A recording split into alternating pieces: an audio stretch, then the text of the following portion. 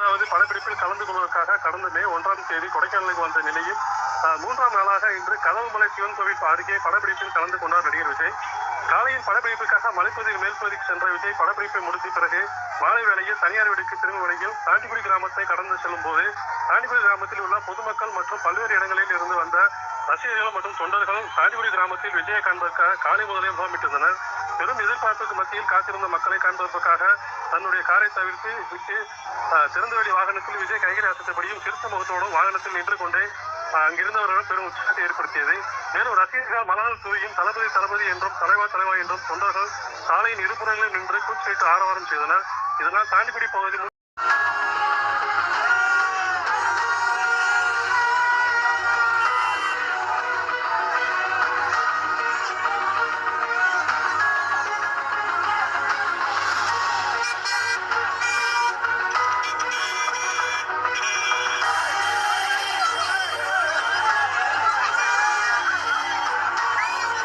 கடைசி படமான ஜனநாயகம் படத்தின் இறுதிக்கட்ட பணிகள் இந்த பகுதியில் நடைபெற்று வந்தது. இதில் 2 நாட்கள் தாண்டிக்குடி கிராம உச்சி பகுதியில் உள்ள தனியார் இடத்தில் படப்பிடிப்பு நடைபெற்ற நிலையில் 3ஆம் நாளான இன்று அசன்கொடை வனப்பகுதி மற்றும் வனப்பகுதி அறிய உரிய அறிமுகத்துடன் படப்பிடிப்பு காட்சி நடைபெற்று வந்தது. இதனையடுத்து தாவேகா தலைவர் விஜயை காண கொடைக்கானல் மட்டுமின்றி திண்டுக்கல், தேனி உள்ளிட்ட பல்வேறு வெளி மாவட்டங்களில் இருந்தும் உள்ளூர் கிராம பகுதிகளிலிருந்தும் ஏராளமான தொண்டர்கள், ரசிகர்கள் தாண்டிக்குடி மலை கிராமத்தில் காலை முதல் குவிந்த வண்ணமாக இருந்தனர். இதனையடுத்து படப்பிடிப்புகளை முடித்துக் கொண்டு தாண்டிக்குடி கிராமத்திற்கு திரும்பிய விஜய் திறந்தவெளி வாகனத்தில் வந்தார். இதனைத் தொடர்ந்து இந்த பகுதியில் கூடியிருந்த ரசிகர்கள், கட்சி தொண்டர்கள் மற்றும் உள்ளூர் பொதுமக்கள் அனைவரும் இணைந்து இவருக்கு மலர்களை தூவி உற்சாக வரவேற்பு அளித்தனர். கூட்டத்தில் இருந்த அனைவரையும் பார்த்து புன்னகை செய்தபடி திறந்தவெளி வாகனத்தில் இருந்த முன்னணி நடிகர் விஜய் கையசைத்து கும்பிட்டபடியே தனது பயணத்தை தொடர்ந்தார். மேலும் இவர் செல்லும் வழிநெடுகிலும் நின்றிருந்த ஏராளமான ரசிகர்கள் தலைவா என்று உரத்த சத்தமிட்டு சிறப்பு வரவேற்பு அளித்தனர். மேலும் தலைவர் யாரும் பின்தொடர வேண்டாம் என ரசிகர்கள், தொண்டர்களை ஏற்கனவே கேட்டுக்கொண்டு இருந்த பொழுதிலும் ரசிகர்கள் மற்றும் தொண்டர்கள் உற்சாகம் மிகுதியில் அவரை பின்தொடர்ந்த இருசக்கர வாகனத்திலும்